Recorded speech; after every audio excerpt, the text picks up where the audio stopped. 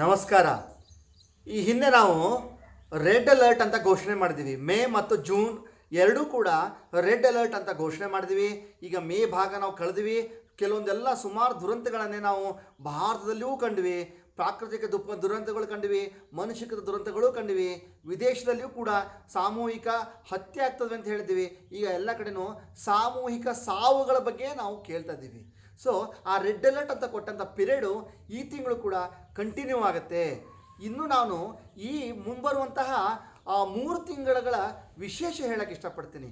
ಇಲ್ಲಿ ಏನಾಗ್ತಾ ಇದೆ, ಹಿಂದೆ ಆದಂಥ ಕೆಲವೊಂದು ಯುತಿಗಳು, ಅಂದರೆ ಏನಾಗುತ್ತೆ, ಪ್ರಕೃತಿಯಲ್ಲೇ ಒಂದು ಕ್ಲೆನ್ಸಿಂಗ್ ಅಂತಹ ಒಂದು ವಿಷಯವನ್ನು ಅಡಗಿದೆ. ಅದೇನು ಮಾಡುತ್ತೆ, ಇವಾಗ ಸಮುದ್ರದಲ್ಲಿ ಯಾವುದೋ ಒಂದು ಕೊಳೆ ಏನಾದರೂ ಇತ್ತು ಅಂತಂದರೆ ಅದೇನು ಮಾಡುತ್ತೆ, ದಡಕ್ಕೆ ಹಾಕುತ್ತೆ.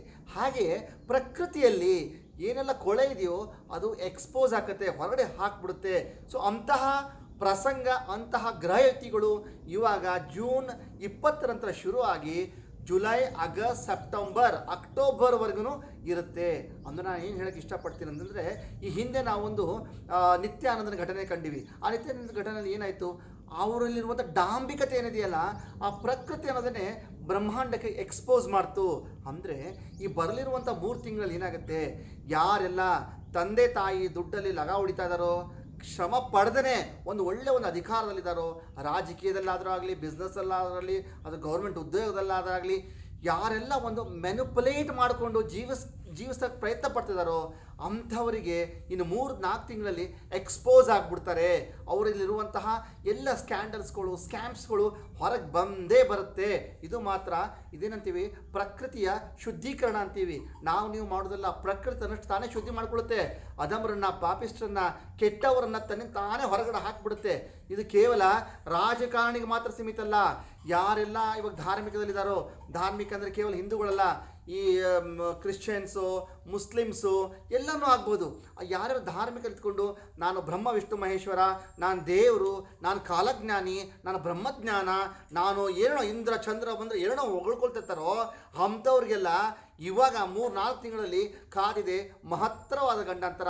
ಅಂದರೆ ನಾನು ಹೇಳೋದು, ಯಾರು ಡ್ರಾಮಾ ಮಾಡ್ತಿದಾರೋ, ಯಾರು ಮ್ಯಾನಿಪುಲೇಟ್ ಮಾಡಿಕೊಂಡು ನಾನು ಅವ್ರು ಇರೋದಂಥ ವಾಸ್ತವನೇ ಬೇರೆ, ಅವ್ರು ತೋರಿಸ್ತಾ ಇರುವಂಥದ್ದೇ ಬೇರೆ, ಆ ಥರ ಇರ್ತಾರೋ.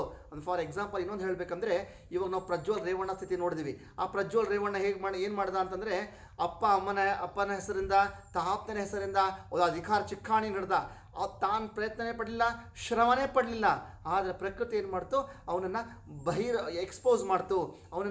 ಅವನಿರೋಂಥ ಎಲ್ಲ ಕೃತ್ಯಗಳನ್ನು ಜಗತ್ತಿಗೆ ತೋರಿಸ್ಕೊಡ್ತು. ಅದು ಕೇವಲ ಒಂದು ಸ್ಯಾಂಪಲ್. ನಾನು ಹೋದ ತಿಂಗಳು ಹೇಳಿದ್ದೀನಿ, ಪ್ರಜ್ವಲ್ ರೇವಣ್ಣನ ಬರೀ ಒಂದು ಸ್ಯಾಂಪಲ್. ಮುಂಬರುವ ದಿನಗಳಲ್ಲಿ ಇಂತಹ ಸಂಗತಿಗಳು ನೀವು ವರ್ಷಾಂತದಲ್ಲಿ ನೋಡ್ತಾನೇ ಇರ್ತೀರಾ. ಯಾಕಂದರೆ ಇವಾಗ ನಡೀತಾ ಇರುವಂಥ ಗ್ರಹಗಳ ಯುತಿ ಯಾವಾಗಂದರೆ, ನಿತ್ಯಾನಂದನ ಕಾಲದಲ್ಲಿ ನಡೆದಿರುವಂಥ ಗ್ರಹಗಳ ಯುತಿಗೆ ಹೆಚ್ಚು ಕಡಿಮೆ ಸರಿಸಮ ಇದೆ. ನಾವು ಅಸಾರಾಮ್ ಬಾಪು ನೋಡ್ಬೋದು, ಅಥವಾ ರಾಮ್ ರಹೀಮ್ ನೋಡ್ಬೋದು. ಸೊ ಏನಾಯಿತು, ಅವ್ರು ಇರುವಂಥ ವಾಸ್ತವನೇ ಬೇರೆ, ಆದರೆ ಅವ್ರು ನಡ್ಕೊಳ್ತಾ ಇರೋವಂಥದ್ದೇ ಬೇರೆ. ಅದನ್ನು ಏನು ಮಾಡ್ತು, ಇವೆರಡೂ ರಹಸ್ಯನ ಬ್ರಹ್ಮಾಂಡ ತನ್ನಷ್ಟಕ್ಕೆ ತಾನೇ ಎದ್ದು ಹೊರಗೆ ಹಾಕಿಬಿಡ್ತು.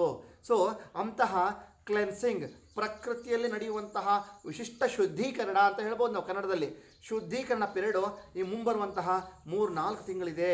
ಸೊ ಸುಮಾರು ನಾವು ಈ ಥರವಾದಂಥ ಶುದ್ಧೀಕರಣವಾದಂಥ ಈ ಥರ ಸ್ಕ್ಯಾಂಡಲ್ಸ್ಗಳು, ಸ್ಕ್ಯಾಮ್ಸ್ಗಳು ರಾಜಕೀಯದಲ್ಲಿ ಕಾಣ್ತೀವಿ, ಧಾರ್ಮಿಕದಲ್ಲಿ ಕಾಣ್ತೀವಿ, ಬಿಸ್ನೆಸ್ಸಲ್ಲಿ ಕಾಣ್ತೀವಿ.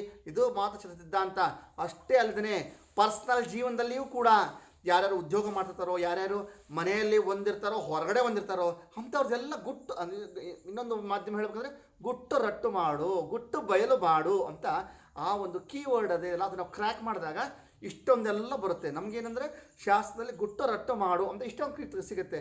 ಅದು ನಾವು ಎಲಬರೇಟ್ ಮಾಡಿ ಕ್ಲೀನಾಗಿ ನೋಡಿದಾಗ ಅದು ಏನಾಗುತ್ತೆ, ಇವಾಗಿನ ವಾತಾವರಣಕ್ಕೆ ಸ್ಕ್ಯಾಮ್ಸು, ಸ್ಕ್ಯಾಂಡಲ್ಸು, ಸೆಕ್ಸು, CDO, ಅದನ್ನು ಹಾಳು ಮೂಳು ಈ ಥರ ಬರುತ್ತೆ. ಅಂದರೆ ಸಂಕ್ಷಿಪ್ತ ಇಷ್ಟೇ, ಗುಟ್ಟು ಬಯಲು ಮಾಡು. ಎಂಥದ್ದು ಯಾರು ಏನು ಇರ್ತಾರೋ ವಾಸ್ತವಿಕವಾಗಿ, ಆ ವಾಸ್ತವಿಕನ್ನು ನೀವೆಲ್ಲ ಸ್ವಯಂ ಬ್ರಹ್ಮಾಂಡನೇ ತೋರಿಸ್ಬಿಡುತ್ತೆ ಪ್ರಪಂಚಕ್ಕೆ. ಇದು ಮಾತ್ರ ಕಟ್ಟಿಟ್ಟ ಬುತ್ತಿ, ಮುಂದೆ 4-5 ತಿಂಗಳು ನಡೀಲೇಬೇಕಿದು. ಅದು ವಿಶೇಷವಾಗಿದೆ. ಆದಾಗಲೂ ಕೂಡ ಮತ್ತೊಮ್ಮೆ ನಾನು ಎಲ್ಲರಿಗೆ ಪುನರುಚ್ಚಾರಣೆ ಮಾಡ್ತಿದ್ದೀನಿ, ಮತ್ತೊಮ್ಮೆ ನಾನು ನೆನಪಿಸೋಕ್ಕೆ ಪ್ರಯತ್ನ ಪಡ್ತಿದ್ದೀನಿ. ಇನ್ನೂ ನಾವು ಕೊಟ್ಟಂಥ ರೆಡ್ ಅಲರ್ಟ್ ಈ ಈ ಒಂದು ತಿಂಗಳ ಅಂತ್ಯದವರೆಗೂ ಇದೆ. ಎಲ್ಲರೂ ಹುಷಾರಾಗಿರಿ. ನೀವು ಯಾವುದೇ ಒಂದು ವ್ಯವಹಾರ ಮಾಡಬೇಕಾದಾಗ, ಹೊರಗಡೆ ಹೋಗಬೇಕಾದಾಗ 10 ಸರಿ ವಿಚಾರ ಮಾಡಿರಿ ಮತ್ತು ನಿಮ್ಮ ಭದ್ರತೆಯಲ್ಲಿ ನೀವಿರಬೇಕು. ಇಷ್ಟು ಹೇಳುತ್ತಾ ಇವತ್ತಿನ ಜೂನ್ ಸಂಚಿಕೆಗೆ ನಾನು ಚಿಕ್ಕ ವಿರಾಮ ಇಡ್ತಾ ಇದ್ದೀನಿ. ಸರ್ವೇ ಜನಾಃ ಸುಖಿನೋ ಭವಂತು.